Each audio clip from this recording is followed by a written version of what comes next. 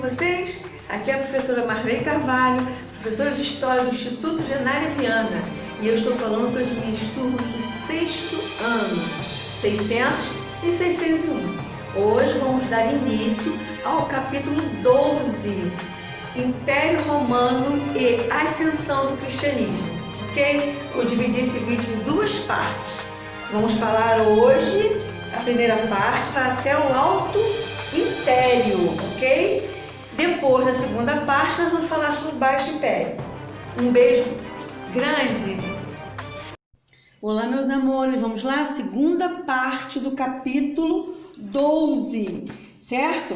O capítulo 12, nós vamos falar sobre o Império Romano e a ascensão do cristianismo.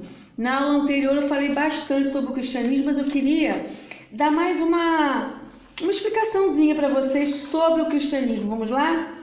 O cristianismo surgiu na Palestina no século I e rapidamente se espalhou pelo Império Romano. Bom, mas quais foram as razões dessa rápida expansão pelos domínios do Império Romano? Bom, o cristianismo conquistou seguidores, principalmente das camadas mais baixas da sociedade, como os escravizados e os mais pobres. Uma das razões era a promessa de conquistar a vida eterna, independente da condição social.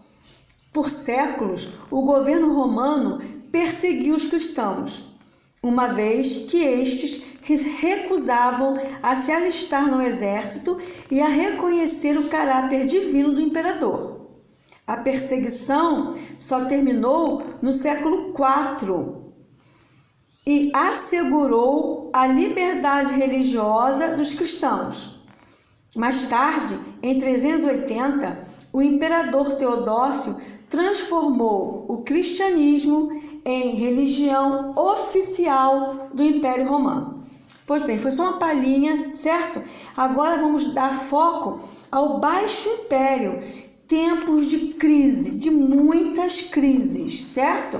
Então, olha só, muitos historiadores afirmam que o que se observou no Império Romano, principalmente durante o Baixo Império, esse período de crises, de muitos conflitos e de declínio, foi uma germanização dos povos romanos e uma romanização dos povos germânicos. Estranho, né? Vou explicar para vocês. Os germanos eram povos que viviam em regiões fronteiriças do Império Romano, aqueles chamados de bárbaros, lembram? Ao longo do tempo, os contatos entre romanos e germanos foram se intensificando por meio de trocas comerciais, relações de trabalho, etc. Além disso, as invasões dos germânicos ao território romano levaram então à mistura de culturas, à mistura dos povos. Tudo isso resultou no intercâmbio cultural, que fez com que cada povo recebesse grande influência um do outro. Bom, mas no ano de 476, simbolicamente, vai marcar a queda do Império Romano do Ocidente. Mas o que levou a isso? Quais são os fatores? Por que isso aconteceu? Bom, uma série de fatores pode explicar a queda do Império Romano do Ocidente, como problemas de ordem política, ou seja, as disputas internas pelo poder. Também as questões sociais, como o empobrecimento da população urbana, que abandonou a cidade e migrou para o campo, ou seja, a ruralização. Problemas também de ordem econômica. Por quê? Por conta dos altos custos para administrar e proteger esse imenso império. E o enfraquecimento das fronteiras, permitindo então as invasões dos povos vizinhos. Gente, mas eu também tenho que explicar para vocês a divisão desse império. Aconteceu uma divisão. Vamos lá? Vamos explicar um pouquinho sobre a divisão do Império Romano e aí se deu realmente a queda do Império Romano, terminando com esse império. Vamos lá? No início do século IV, as províncias ocidentais do Império já não podiam deter o avanço dos bárbaros.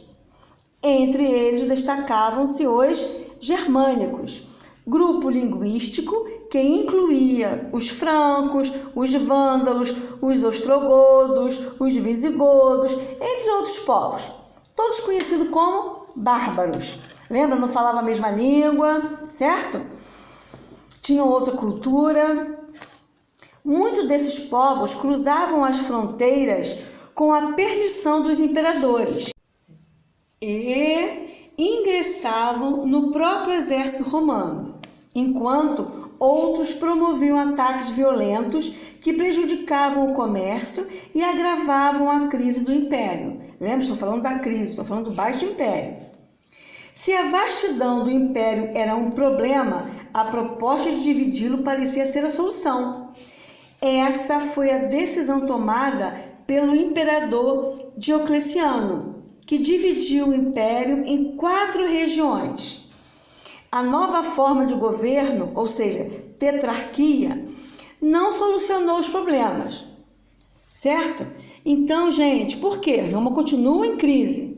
Visando salvar esse império, em 395, o imperador Teodócio o dividiu agora em 2 partes. Império Romano do Oriente, com a capital em Constantinopla, e Império Romano do Ocidente, com a capital em Ravenna, mais tarde transferida para Milão.